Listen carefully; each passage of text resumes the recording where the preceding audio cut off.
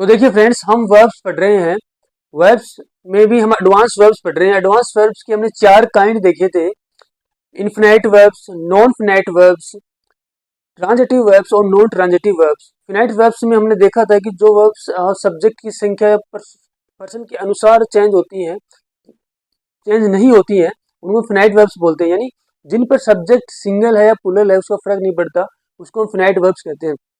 Non finite verbs में हमने देखी थी, नॉन फिनाइट वर्ब के हमने 3 काइंड्स देखे थे। एक तो इन्फिनेटिव, यानी टू प्लस मुख्य वर्ब की फर्स्ट फॉर्म वाला जो वर्ब्स होता है उसको हम इन्फिनेटिव बोलते हैं। उसके अलावा हमने देखा था जिरेंड, जो मुख्य वर्ब की फर्स्ट फॉर्म में अगर आईएनजी लगा हो तो हम उसको जिरेंड बोलते हैं। इसके अलावा हमने देखा था पार्टिसिपल। पार्टिसिपल में हमने देखा था कि मुख्य वर्ब की फर्स्ट फॉर्म प्लस आईएनजी होता है। ये नाउन के रूप में काम करते हैं, एडजेक्टिव के रूप में करते हैं, वर्ब के रूप में करते हैं जो पार्टिसिपल होते हैं। पार्टिसिपल के हमने 3 काइंड देखे थे: प्रेजेंट पार्टिसिपल, पास्ट पार्टिसिपल और परफेक्ट पार्टिसिपल। अब हम देखेंगे ट्रांजिटिव वर्ब्स। तो तीसरा काइंड है एडवांस वर्ब्स का, ट्रांजिटिव वर्ब्स। ट्रांजिटिव वर्ब देखिए, जब वाक्य में क्रिया के बाद ऑब्जेक्ट की आवश्यकता होती है, ऑब्जेक्ट मीन्स क्रम बोलते हैं हिंदी के अंदर ऑब्जेक्ट को हम। जब वाक्य में क्रिया के बाद ऑब्जेक्ट की आवश्यकता होती है तो उसे हम ट्रांजिटिव वर्ब्स कहते हैं। जैसे देखिए यहाँ पर एग्जांपल देखिए, आई राइट ऐसे, आई राइट ऐसे। अगर मैं इसमें से इसको हटा दूं, सपोज कीजिए जैसे आई राइट, मैं लिखता हूँ क्या, इनकम्प्लीट हो गया सेंटेंस। अब आगे मैं लूंगा ऐसे, आई राइट ऐसे, मैं ऐसे लिखता हूँ, तो मतलब ऑब्जेक्ट कंपलसरी हो गया इसके अंदर, उसको हम ट्रांजिटिव वर्ब्स बोलेंगे। ये क्या है, ऑब्जेक्ट है, ऑब्जेक्ट है, हिंदी में उसको क्रम बोलेंगे। मतलब इसकी जरूरत है, इसके बिना अधूरा है सेंटेंस। आई राइट, मैं लिखता हूँ क्या। अब आगे लिखना पड़ेगा ऐसे या फिर बुक, एनीथिंग। तो ऑब्जेक्ट ये लेते हैं, ऐसे वर्ब को हम ट्रांजिटिव वर्ब्स बोलते हैं। जैसे चिल्ड्रेन फ्लाई काइट्स, अब ये क्या है, ऑब्जेक्ट है। अगर मैं ऑब्जेक्ट को हटा दूं, चिल्ड्रेन फ्लाई करते हैं क्या, यानी बच्चे उड़ाते हैं क्या, काइट्स पतंग। तो ऐसे मतलब ट्रांजिटिव वर्ब्स के अंदर क्या होता है कि जो ऑब्जेक्ट होता है वो जरूरी होता है। अगर देखिए हमारा जो अगला वर्ब है वो इंट्रांजिटिव वर्ब्स है। इंट्रांजिटिव वर्ब्स उसको कहते हैं जब वाक्य में क्रिया के बाद ऑब्जेक्ट की आवश्यकता नहीं होती है, उसको हम इंट्रांजिटिव वर्ब्स कहते हैं। जैसे देखिए बर्ड्स फ्लाई, यानी पक्षी उड़ते हैं। अब इसके बाद ऑब्जेक्ट की जरूरत थोड़ी है, यहाँ पर सब्जेक्ट है, ये वर्ब है। इसके बाद ऑब्जेक्ट की जरूरत पड़ी नहीं हमें, क्योंकि अर्थ आ रहा है कंप्लीट हमारे पास। बर्ड्स फ्लाई, पक्षी उड़ते हैं। जैसे सी स्लीप्ड, वह सो रही होगी। तो ऐसे ही इंट्रांजिटिव वर्ब्स के अंदर क्या है कि ऑब्जेक्ट की जरूरत नहीं होती है, और ट्रांजिटिव वर्ब्स में क्या होता है कि ऑब्जेक्ट की जरूरत होती है। तो देखिए फ्रेंड्स, अगली जो हमारी वर्ब है वो केजेटिव वर्ब्स है। पॉजिटिव वर्ब्स होती है, कौन कौन सी होती है, हैव, गोट, मेक का प्रयोग हम पॉजिटिव वर्ब्स के रूप में करते हैं। सामान्यतः कर्ता होता है, यानी इसको सब्जेक्ट बोलते हैं, वो किसी क्रिया यानी वर्ब को क्रम यानी ऑब्जेक्ट पर कार्य करता है। यानी जो जो क्या होता है, जो कर्ता होता है, जो सब्जेक्ट होता है, उसका जो वर्ब होता है वो किस पे कार्य करता है, ऑब्जेक्ट पे कार्य करता है।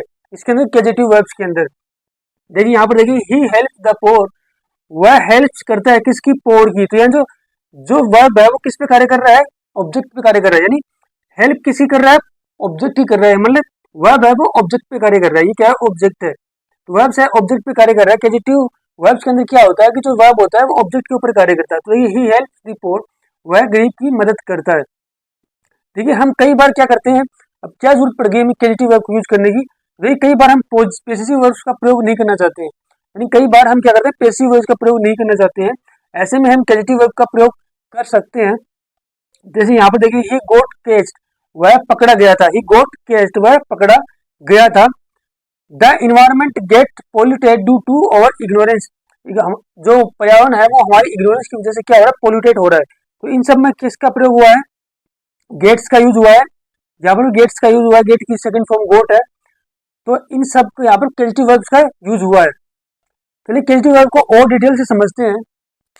देखिए फ्रेंड्स, कई बार वाक्य से ये तात्पर्य निकलता है कि कर्ता किसी कार्य को करता नहीं बल्कि कराता है।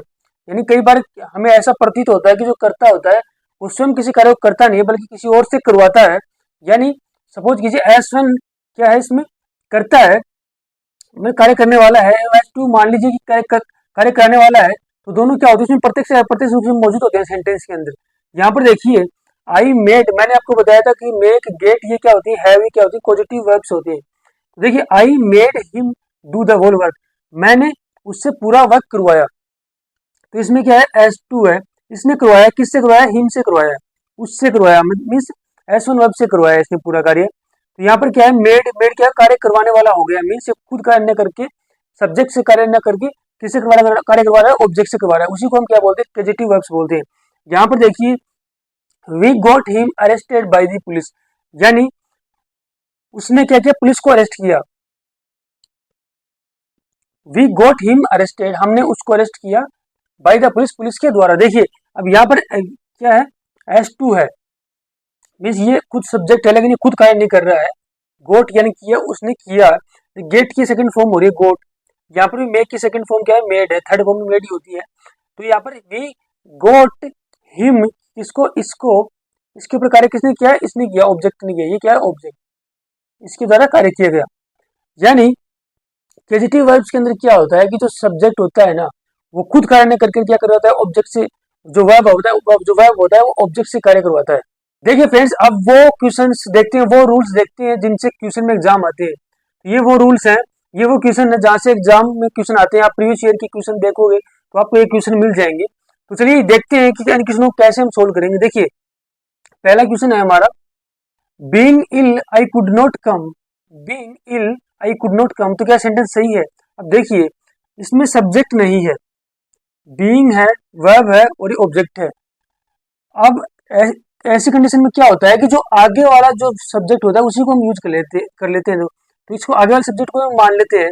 तो जैसे आई बीइंग इल, मैं बीमार था, आई कुड नॉट कम, मैं आ नहीं सका था, आ नहीं सका, मैं बीमार था, मैं आ नहीं सका, तो सेंटेंस बिल्कुल सही होगा। क्योंकि ऐसी सिचुएशन के अंदर हम जो आगे आगे वाला जो सब्जेक्ट होता है उसी को हम इसका सब्जेक्ट मान लेते हैं। तो ये सब्जेक्ट ऐसे हो जाएगा, I being ill I could not come, तो ये सेंटेंस क्या होगा, सही है, मैं बीमार था इसलिए मैं आ नहीं सका। अब अगला एग्जांपल देखिए, being a rainy day I could not कम। अब इसमें भी हम ये सेंटेंस अगर माने, सब्जेक्ट माने इसका, I being a rainy day, तो क्या मैं एक रेनी डे हो सकता हूँ? क्या मैं बरसात का दिन हो सकता हूँ? नहीं हो सकता। तो यहाँ पर क्या, किसका यूज करना चाहिए हमें? यहाँ पर इट का यूज होता ही होता, क्योंकि इसको हम सब्जेक्ट नहीं बना सकते इसके अंदर। तो ये सेंटेंस क्या है, अगर इसमें इट का यूज नहीं हुआ है तो हमें इट का यूज करना पड़ेगा। अगर ऐसे आए और एरर पूछे तो सेंटेंस रॉन्ग होगा, अनलेस कि हम इसके पहले क्या लगाए, इट लगाए। अगर हमने इट लगा दिया तो सेंटेंस सही होगा, अगर हमने इट नहीं लगाया तो ये सेंटेंस क्या होगा, रॉन्ग होगा, क्योंकि आई इसका सब्जेक्ट नहीं बन सकता। क्योंकि रेनी डे एक निर्जीव थिंग है, तो इसके लिए इट का ही हमें यूज करना पड़ेगा सब्जेक्ट का। तो ऐसे क्वेश्चन एग्जाम में आते हैं। अब देखिए अगला क्वेश्चन देखिए, walking along the road my pen fell down. Generally क्या करते हैं, अब यहाँ पर हमें पता है कि ये वर्ब है और ये क्या हो गया, ऑब्जेक्ट हो गया पूरा। अब सब्जेक्ट है नहीं इसमें। जनरली क्या करते हैं, जो आगे वाला सेंटेंस होता है कोमा के आगे वाला, इसको हम सब्जेक्ट मान लेते हैं। अगर इसको मई पेन को मैं सब्जेक्ट मानूं तो बताइए, my pen walking along the road, तो क्या पेन है रोड के सारे सारे चल सकता है? नहीं चल सकता, तो हम इसको सब्जेक्ट बना ही नहीं सकते इसको। क्योंकि जो पेन होगा, अगर इसको मई पेन बना लूँ, इसको यहाँ पर लिख लूँ, उसको my pen walking along the road, तो क्या पेन है वो रोड के सारे सारे चल सकता है? नहीं चल सकता। तो यहाँ पर किसी पर्सन की जरूरत होगी, तो यहाँ पर या तो मैं ही करूँ, ही, या फिर सी करूँ, इसकी जरूरत होगी। तो ये सेंटेंस भी रॉन्ग है, क्योंकि यहाँ पर हम इस सब्जेक्ट को नहीं ले सकते। इसमें यहाँ पर ही वॉकिंग अलोंग द रोड, वह रोड के सारे सारे चल रहा था और उसी बीच क्या हुआ, उसका पेन है वो नीचे गिर गया,